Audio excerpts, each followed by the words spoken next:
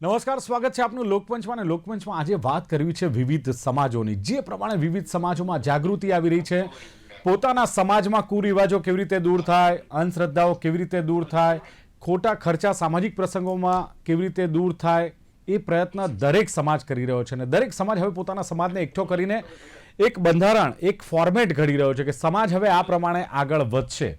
અને એને જ લઈને ડીસાના શમશેરપુરા ખાતે એક રબારી સમાજ બંધારણ મહાસંમેલનનું આયોજન કરવામાં આવ્યું છે. અને આયોજકોનું કહેવું એવું છે, આના મુખ્ય જે સૂત્રધાર છે અથવા ફાઉન્ડર છે માવજીભાઈ, જે ધારાસભ્ય છે ધાનેરાના, એમનું કહેવું છે કે આ માત્ર એક સમાજ માટે નથી, અમે વિવિધ સમાજોને આમાં જોડવાના છીએ અને એ સમાજો પણ આર્થિક રીતે સદ્ધર થાય અને આ ખોટા ખર્ચાઓમાંથી બહાર આવે, મધ્યમ વર્ગ, ગરીબ વર્ગને પણ ન્યાય મળે.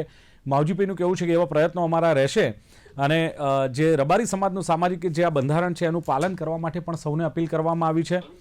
ખાસ જે મોટી સંખ્યામાં લોકો પોતાના પરંપરાગત પહેરવેશમાં ઉપસ્થિત રહે આ સમાજ, એવી પણ એક અપીલ કરવામાં આવી છે.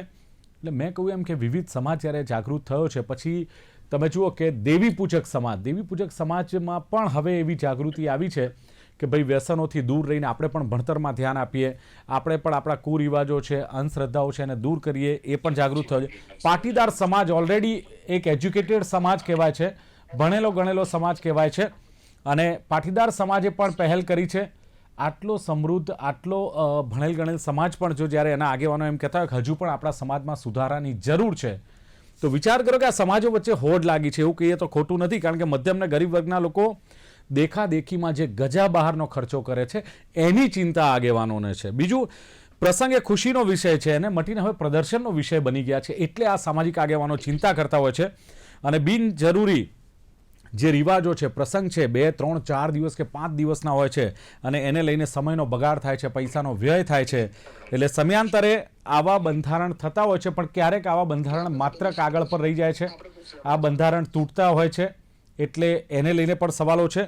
પણ હવે બિનજરૂરી ખર્ચ, દેખાડો કે ખોટા રિવાજોને રોકવા માટે દરેક સમાજ માટે બંધારણ કેટલું જરૂરી, આ મુદ્દે ચર્ચા કરવી છે. અને ચર્ચા કરવા માટે મારી સાથે જોડાયા છે જેઓ મેં કહ્યું તેમ કે જે શમશેરપુરામાં બંધારણનું મહાસંમેલન મળી રહ્યું છે એના ફાઉન્ડર અને ધારાસભ્ય ધાનેરાના માવજીભાઈ દેસાઈ. માવજીભાઈ, સ્વાગત છે લોકપંચમાં. નમસ્કાર. સાથે દેવી પૂજક સમાજના અગ્રણી અને પહેલા આઈએએસ કહી શકીએ આપણે એવા રિટાયર્ડ આઈએએસ પીબી પટની સાહેબ છે. પટની સાહેબ, આપનું પણ સ્વાગત છે. નમસ્તે સૌને. અને એસપીજીના રાષ્ટ્રીય અધ્યક્ષ, જે સમાજમાં જાગૃતિ લાવવાના પ્રયાસ કરે છે, બંધારણને અનુરૂપ પોતાના કાર્યોમાં ખૂબ એવા ડટ્યા રહે છે, એવા લાલજી પટેલ મારી સાથે છે. લાલજીભાઈ, આપનું પણ સ્વાગત છે. નમસ્કાર. નમસ્કાર. શરૂઆત માવજીભાઈ આપનાથી કરીશું, કારણ કે જ્યારે એક હવે મહાસંમેલન બોલાવવાનું જ્યારે આયોજન છે, એટલે માવજીભાઈ કેમ જરૂર પડી અને આ સમાજને જ્યારે ભેગા કરીને, અલગ અલગ સમાજને ભેગા કરીને એક બંધારણ કરવાનો વિચાર કેવી રીતે આવ્યો, એવી તો કયા પ્રકારની પરિસ્થિતિ સમાજમાં ઊભી થઈ માવજીભાઈ કે જેથી હવે એક્ટિવ થવું પડે છે? દિલીપભાઈ, સમાજના બંધારણ માટે જરૂરિયાત એટલા માટે પડી છે કે છેલ્લા ઘણા સમયથી 10-12 વર્ષથી હું જાહેર જીવનની અંદર આવ્યો. ત્યારથી માંડીને આ બનાસકાંઠા જે પછાત વિસ્તાર વર્ષોથી હતો, તો ત્યાં આગળ શિક્ષણનું પ્રમાણ, અમારે નવાબી શાસન હતું પહેલા, એના કારણે કરીને શિક્ષણનું પ્રમાણ ઓછું હતું. મેં 10 વર્ષની અંદર આવ્યા પછી શિક્ષણનું કામ હાથ ઉપર લીધું અને અહીંયા આગળ અલગ અલગ શિક્ષણ સંકુલો પણ બનાવ્યા. પરંતુ એ બધામાં ઊંડા ઉતરતા દેખાડું કે ક્યાંક ને ક્યાંક આપણા રબારી સમાજને શિક્ષણ માટે આગળ વધવા માટે, આર્થિક તાકાત કરવા માટે આપણા જે રિવાજો છે, એ રિવાજો એ પ્રકારના છે કે ખોટો ખર્ચ થાય છે, સમયની પણ બરબાદી થાય છે, વ્યસનો, આપણા રિવાજ પ્રમાણે વ્યસનોનું અંદર પ્રમાણ ઘણું છે. આ બધા કારણો, આ બધા મનોમંથન કરતા અમે બધા જ આગેવાનો ભેગા મળી અને નક્કી કર્યું કે આપણે એક જ મંચ ઉપર આવીએ અને બધા જ ગોળ, બધા જ પરગણા ભેગા મળી અને જો સમાજનું બંધારણ કરીએ તો આજનો જે સાંપ્રત સમય છે, વર્તમાન સમય છે, સમયની સાથે ચાલ મિલાઈ શકે અને બીજા સમાજો જે રીતે આગળ વધી રહ્યા છે, આર્થિક ક્ષેત્રે, શૈક્ષણિક ક્ષેત્રે, સામાજિક, ધાર્મિક, એ જ પ્રકારે આપણું સમાજ પણ એ દિશાની અંદર આગળ વધે, એ માટે કરીને આ બંધારણનો વિચાર આવ્યો છે. પણ માવજીભાઈ, એના માટે છે ને સમાજનો સપોર્ટ જોઈતો હોય છે, એના માટે તમારે કવાયત હાથ ધરવી પડે. અલગ અલગ જે સમાજમાં પણ અલગ અલગ ગોળ હોય છે, શાખ હોય છે, એને ભેગી કરવી પડે. એમને વિશ્વાસમાં લેવા પડે, યુવા પેઢીને વિશ્વાસમાં લેવી પડે, પછી તમે સંમેલનમાં સક્સેસ જતા હો. તો એના માટે પણ તમારે અગાઉથી આખું એક પ્લાનિંગ હોય ને માવજીભાઈ? કયા પ્રકારનું એવું પ્લાનિંગ છે જેને લઈને તમને વિશ્વાસ છે હા, પરિવર્તન થશે? ઘણા સમયથી અમે આ પ્રકારની કામગીરી અમારા આગેવાનો સાથે મળીને કરી છે. મેં 5 વર્ષ અગાઉ શરૂઆત કરવા માટે મારી પોતાની દીકરીના લગ્ન, સમૂહ લગ્નની અંદર અહીંયા જે આ શૈક્ષણિક સંકુલની અંદર એને દેસાઈ શૈક્ષણિક સંકુલની અંદર પ્રોગ્રામ છે, એ જ જગ્યાઓ પર બીજા સમાજના, રબારી સમાજની 51 દીકરીઓ સાથે શરૂઆત કરી હતી. અને એ શરૂઆતના કારણે કરીને અમને પૂર્ણ ભરોસો છે કે રબારી સમાજ જે પણ પ્રકારના રિવાજો બદલશું, આજના સમયની જે જરૂરિયાત છે એ પ્રમાણે બદલશું, તો મને ચોક્કસ વિશ્વાસ છે. એ જ સમયે આપણું જે શિક્ષણ સંકુલ બનાવ્યું, એ સમયે અમે એક શિક્ષણ રથ અહીંયા આગળ કાઢ્યો હતો અને 25 કરોડ રૂપિયા ભેગા કરીને શિક્ષણ સંસ્થા બનાવી. એના સમાપન વખતે આ રિવાજોની અંદર એક રિવાજ કસુંબા પ્રથા રિવાજ હતી, ડીસાવળ અને કોળિયારા પંથક. એ એક બંધ કરવાથી 25 કરોડ કરતા પણ વધારે રકમનું રબારી સમાજના બચ્યા હતા. એના ઉપર સંપૂર્ણ ભરોસો છે. અને મને છેલ્લે ઘણી અમે ઝોન વાઇઝ બેઠકો ઘણા સમયથી બધા આગેવાનો સાથે મળીને કરી. એમાં અમને પૂર્ણ ભરોસો છે અને ખૂબ ઉત્સાહ સાથે ઘણા ગામોની અંદર તો ગામની અંદર બંધારણ કરી દીધું છે. એ ગામ લોકોએ બંધારણ કર્યું છે કે અમારા બંધારણના કારણે કરી અને બીજા ગામ સાથે આ પ્રકારનો વ્યવહાર થાય. એટલે અમારે તો નેતાઓને આ બધા પ્રકારના બંધારણ ગામડામાં થયા એટલે કરવાની ફરજ પણ પડી છે, એવું કહેતો પણ ચાલે છે. પણ માવજીભાઈ, અલગ અલગ પરગણા હોય છે અને ચોક્કસ પરગણામાં બંધારણ થાય તો આખો સમાજ કેવી રીતે એક તાતણે બંધાશે? કારણ કે રબારી સમાજમાં અલગ અલગ પરગણા છે, એ પરગણાને એક કરવા જોઈએ.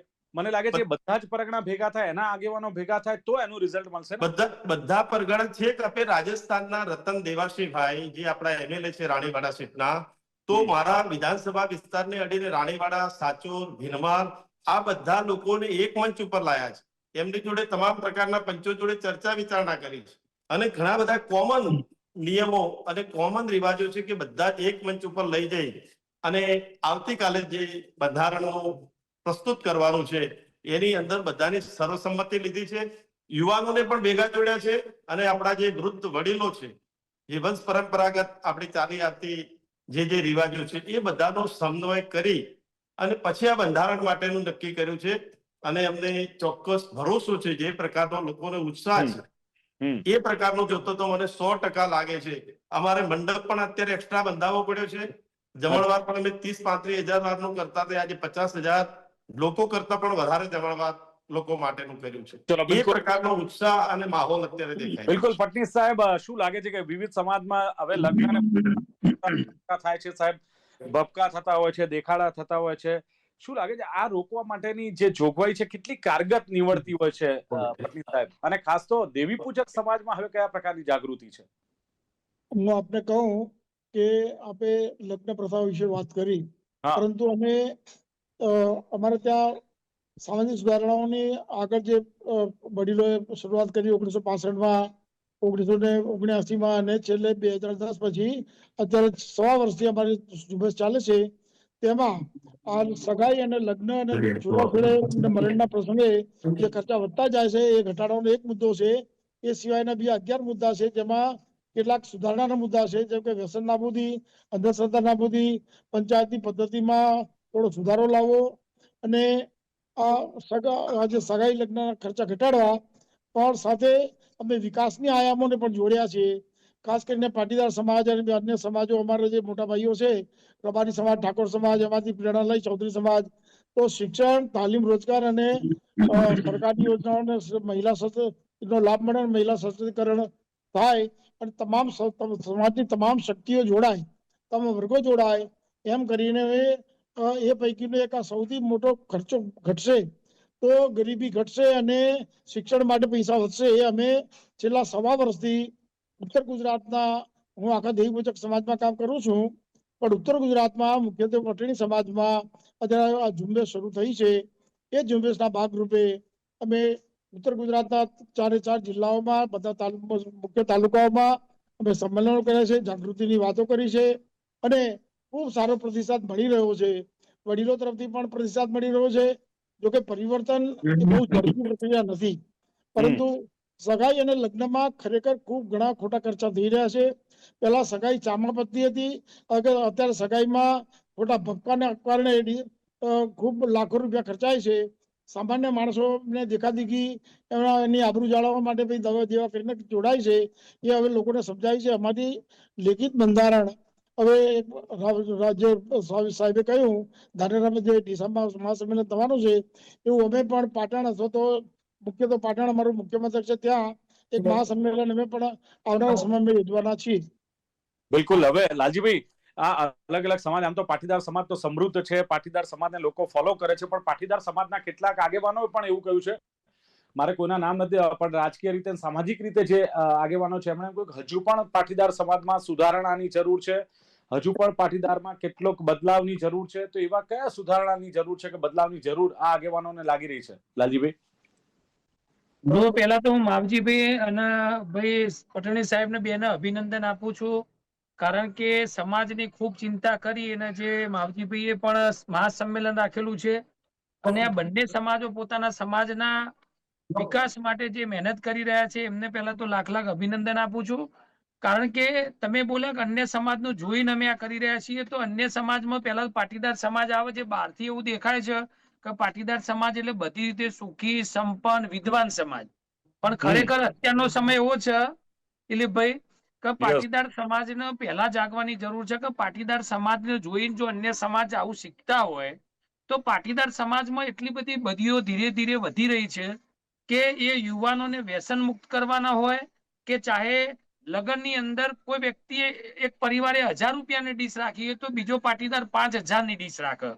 સમૂહ લગ્નમાં જોડાવાની ધીરે ધીરે સમૂહ લગ્નની શરૂઆત કદાચ પાટીદાર સમાજે વર્ષો પહેલા વડીલોએ કરી હતી, તો આજે દરેક પાટીદાર સમાજના દરેક સમાજની અંદર સમૂહ લગ્નમાં પણ હવે 2-3 સંખ્યા થઈ જાય. એવું સમૂહ લગ્ન કહેવાતા હોય 2-3 દીકરીઓની સંખ્યા હોય તો ખરેખર હવે લોકો ધીમે ધીમે પોતાના પ્રાઇવેટ લગ્નની અંદર ખૂબ મોટા ખર્ચા કરે. પણ હવે સમાજ કયો સુધારવાનો છે કે આ બધા ખર્ચા કાઢી અને એ પૂરા કરી અને ખરેખર શિક્ષણ પાછળ, યુવાનોને વ્યસન મુક્તિ પાછળ, દીકરીઓને સમાજની દીકરી સમાજમાં કેવી રીતે બચાવી એના અભિયાન પાછળ અને ધંધા રોજગારની અંદર એકબીજાની કેવી રીતે મદદ કરી શકાય આ હેતુ ઉપર સમાજ, જેમ અમે એસપીજી લાલજીભાઈ, એક સમૂહ લગ્નની વાત આપણે કરીને બહુ સરસ વાત કરી. હવે આ સમૂહ લગ્નમાં જે માવજીભાઈ દેસાઈ એક ઉદાહરણ આપ્યું 5 વર્ષ પહેલા જયારે 51 દીકરીઓના સમૂહ લગ્ન થયા ને સાહેબ, માવજીભાઈ સુખી સંપન્ન છે અને બહુ જ પહેલેથી વેલસેટ છે, અત્યારે ધારાસભ્ય છે, પણ એ વખતે એમણે એમની પોતાની દીકરી, એ દીકરીના અરમાનો નહીં હોય કે હું પણ બહુ જ ઝાકમઝોળ, અમારા પિતા આટલા શ્રીમંત છે અથવા એમનું આટલું નામ છે, પણ એ દીકરીને તમે સમજો કે આ બાપે, આ માવજીભાઈ દેસાઈએ સમૂહ લગ્નમાં પોતાની દીકરીને અન્ય દીકરીઓ સાથે જ એક સામાન્ય દીકરીની જેમ પરણાવી. આ દાખલા બેસાડવાની જરૂર છે લાલજીભાઈ. એટલા માટે દિલીપભાઈ ખાસ માવજીભાઈને અભિનંદન આપું છું. મેં સાંભળ્યું કે સમૂહ લગ્નની શરૂઆત 5 વર્ષ પહેલા એમને કરી અને જે રીતે 51 દીકરીઓમાં એમની ધારાસભ્ય તરીકે પણ દીકરી પરણાવી, આ જ સારામાં સારો મેસેજ છે. હું સમાજના બધા જ સમાજના સર્વ જ્ઞાતિના આગેવાનોને કહેવા માંગુ છું કે કોઈ પણ શરૂઆત તમારા ત્યાંથી જ કરવી પડે. આજે મેં પણ જયારે મેરેજ કર્યા એ વખતે હું મોટો ભાઈ હતો પરિવારમાં, તો પણ મેં ઉમિયા માતા સંસ્થા અમારી કુળદેવી છે ત્યાં આગળ જઈ અને ફક્ત ત્યાં આગળ ફેરા ફરી ત્યાં એકદમ સિમ્પલ 50-50 લોકો અમારા પરિવારના બંને પક્ષના એ લોકો સાથે મેં મેરેજ કર્યા હતા. કારણ કે હું આજે સંગઠનનો અધ્યક્ષ હોય અને હું જ મેરેજ મોટી જગ્યાએ કરું તો કેવો મેસેજ જાય, તો મેં પોતે મારા પોતાના મેરેજ ની અંદર મેં મેસેજ આપવાનો પ્રયત્ન કર્યો. એમ આપણા મીડિયા માધ્યમથી બધાને કહેવા માંગુ છું કે કોઈ પણ તમે સુધારણા કરવાની ખાલી વાતો કરશો મંચ ઉપરથી તો સમાજ તમને સહકાર નહીં આપે. તમારે પોતાએ સુધારણા કરવી પડે, તમારા જ એની શરૂઆત કરવી પડે. એટલા માટે માવજીભાઈને હું અભિનંદન આપું છું અને સમાજના દરેક લોકોને કહેવા માંગુ છું કે તમે જે ખોટા ખર્ચા કરી રહ્યા છો, આજે હું પોતે સનાતની ધર્મ માનું છું, પણ અત્યારે પાટીદાર સમાજમાં એવો ક્રેઝ ચાલે છે કે દરેક ગામની અંદર પ્રતિષ્ઠા, પાટોત્સવ, આખા સર્વ જ્ઞાતિ સાથે આખું ગામ જમે, કરોડો રૂપિયા ખર્ચો કરે અને ગામના વિકાસ માટે કે અથવા ગામના આપણા પરિવારના દુખી પરિવાર હોય કે જે વિધવા બહેનો હોય કે ગામની અંદર કોઈને શિક્ષણ માટે પૈસાની જરૂર હોય તો આવા કાર્યો કોઈ વિચારતું જ નથી. અથવા મોટા મોટા સ્નેહ મિલન ની અંદર આવી કોઈ ચર્ચા જ કરવામાં આવતી નથી. આજે કોઈ પણ સ્નેહ મિલન થાય તો સ્નેહ મિલન ની અંદર બધા મોટી ઉંમરના વડીલો માતાઓ જ બેઠેલા, ના યુવાન દીકરીઓ હોય કે ના યુવાનો હોય, અને બધી વાતો સારી સારી કરવામાં આવે તો ખાલી વડીલો જોવાય, પણ તમારે એટલે શરૂઆત યુવાઓ કરવી પડશે. માં લેવા, લાલજીભાઈ આપ કહો છો એમ કે જરૂરી છે.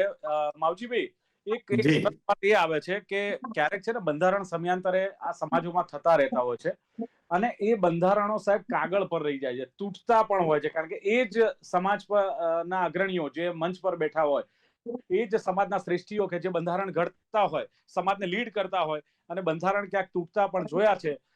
તો આ ન થવું જોઈએ, માત્ર કાગળ પર ન રહે એના માટેની કોઈ ચોક્કસ ફોર્મ્યુલા ના હોય માવજીભાઈ?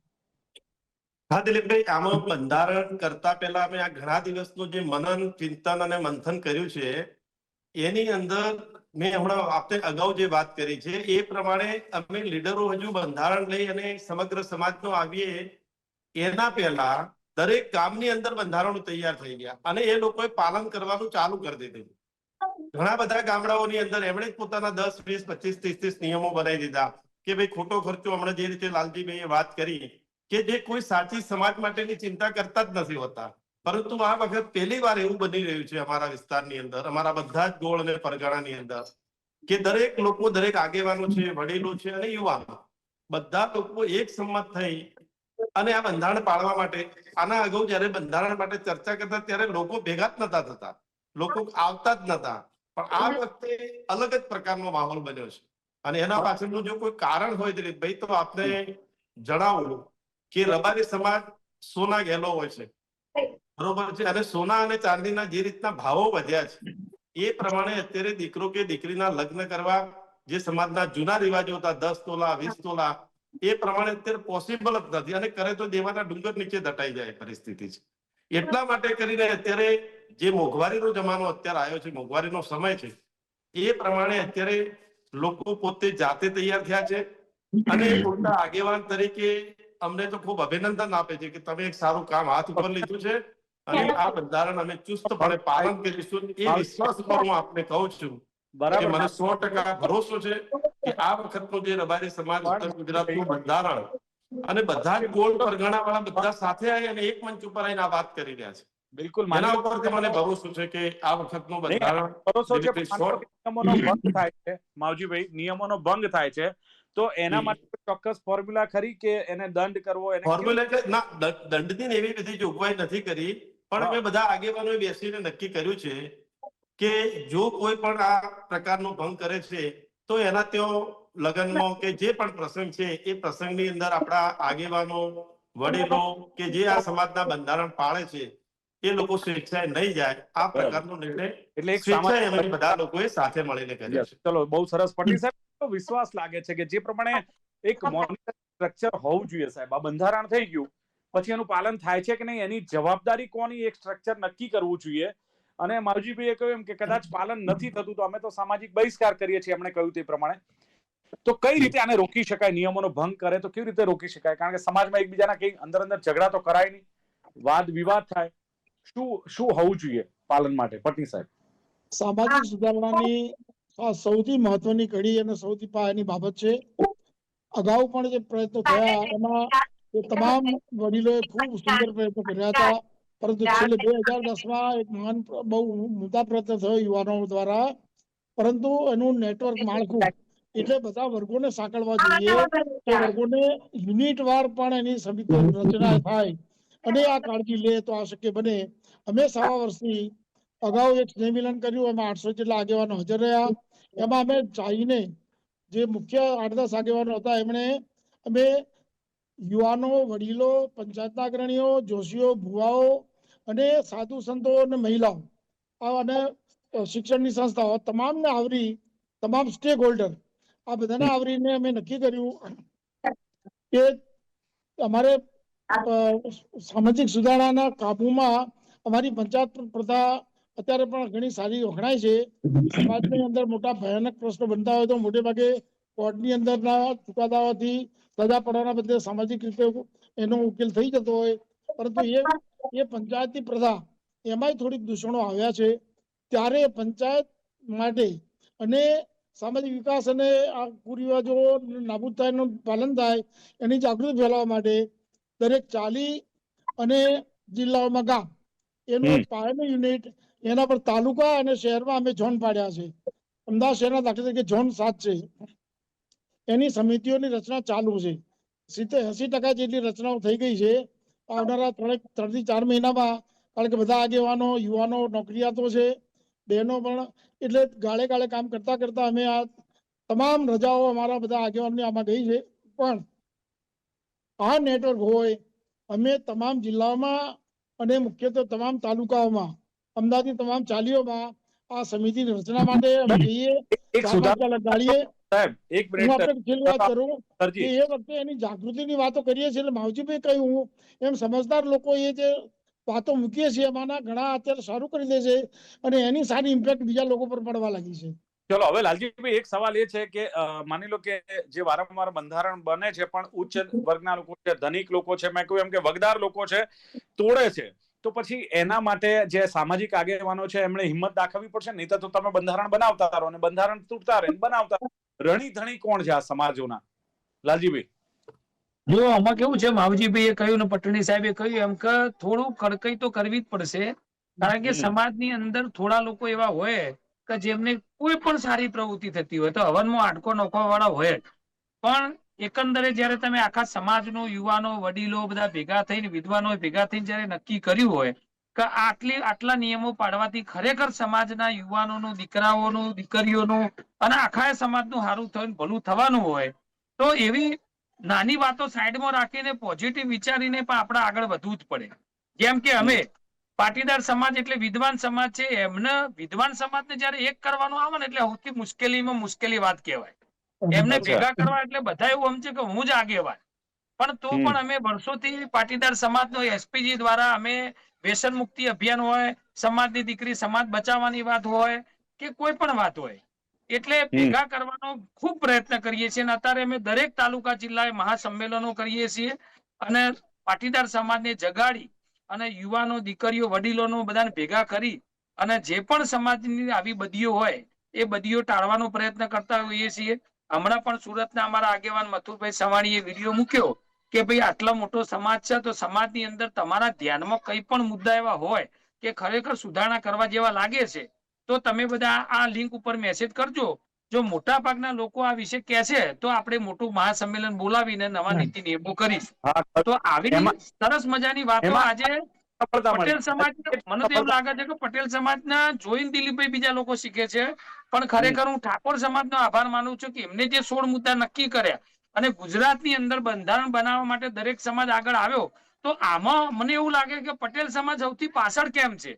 જે સમાજને જોઈને બીજા લોકો શીખતા હોય એ સમાજ હજી બીજા સમાજનું જોઈને અમે કરવા જઈ રહ્યા છીએ, એટલે અમે પાછળ છીએ અને અમે એના માટે મથીએ છીએ કે ભાઈ આવું પાછળ રહેવાય નહીં, બધાના સાથે રહી અને સમાજનું સારું થાય એ માટે આપણે રાત દિવસ મહેનત કરવી જોઈએ અને પ્રયત્નો કરવા જોઈએ. ઓકે, તો જે પ્રમાણે સમાજની વિવિધ વાતો છે, માવજીભાઈએ કહ્યું કે જ્યારે આવ્યો ત્યારે મેં બનાસકાંઠામાં નવાબી શાસન હતું એટલે શિક્ષણનું પ્રમાણ ઓછું હતું, એટલે પછી શિક્ષણ સંકુલો બનાવવાની શરૂઆત કરી. શિક્ષણ સંકુલ બનાવ્યા પછી આર્થિક તાકાત માટે થોડો મજબૂત કરવા માટે ખોટા ખર્ચા હતા, જે ભપકો હતો, દેખાવ હતો, એને રોકવો પડશે એવું ક્યાંક લાગ્યું અને એ પૈસા સમાજના શિક્ષણ પાછળ વપરાવા જોઈએ, એને લઈને આ મહાસંમેલન બોલાવવા જઈ રહ્યા છે. એમણે કહ્યું કે દીકરીના જે સમૂહ લગ્ન હતા અને 51 દીકરીઓના સમૂહ લગ્નમાં માવજીભાઈ દેસાઈ પોતે સક્ષમ હોવા છતાં, સુખી સંપન્ન હતા છતાં પણ પોતાની દીકરીને એ સમૂહ લગ્નમાં દીકરીને પરણાવી. તો માવજીભાઈ તો ઠીક છે, પણ એ દીકરીને પણ હું અભિનંદન આપું છું, કારણ કે પોતે પણ તૈયાર થઈ કે હા હું પણ એ ગરીબ દીકરીઓના કે મધ્યવર્ગની દીકરીઓની સાથે જ હું પરણીશ, એ વાત પણ એમણે સ્વીકારી.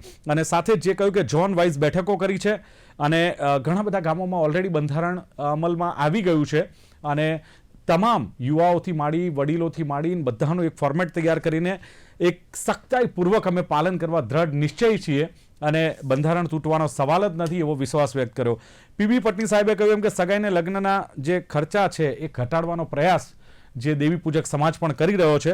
વ્યસન નાબૂદી અને અંધશ્રદ્ધા આ બહુ જ છે દેવી પૂજક સમાજમાં, એને દૂર કરવાના પ્રયત્નો છે.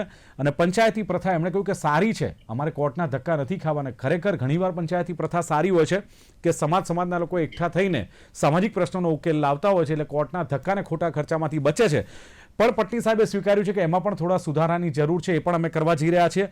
વિકાસને પણ મહત્વ આપવાનું છે સમાજના, અને અન્ય સમાજ સાથે દેવી પૂજક સમાજ તાલ મિલાવે એવા અમારા અથાગ પ્રયત્નો છે. ગરીબી ઘટે, શિક્ષણ વધે તેવા પ્રયાસો છે. સારો એવો અમને સપોર્ટ મળી રહ્યો છે, પટણી સાહેબ કહે છે. અને પરિવર્તન એ થોડો સમય માંગી લે છે, એટલે સમય અમે આપી રહ્યા છીએ, પણ પાટણમાં એક મહાસંમેલન બોલાવવાની ઈચ્છા છે. લાલજી પટેલે બહુ સરસ વાત કરી, બંને સમાજને અભિનંદન આપ્યા અને બહુ જ સ્વીકાર્યું છે કે સુખી સંપન્ન વિદ્વાન સમાજ પાટીદાર સમાજ ખરો, પણ બદીઓ વધી રહી છે, વ્યસન મુક્ત સમાજને થવાની જરૂર છે અને બહુ જ ખુલ્લા દિલે સ્વીકાર્યું છે.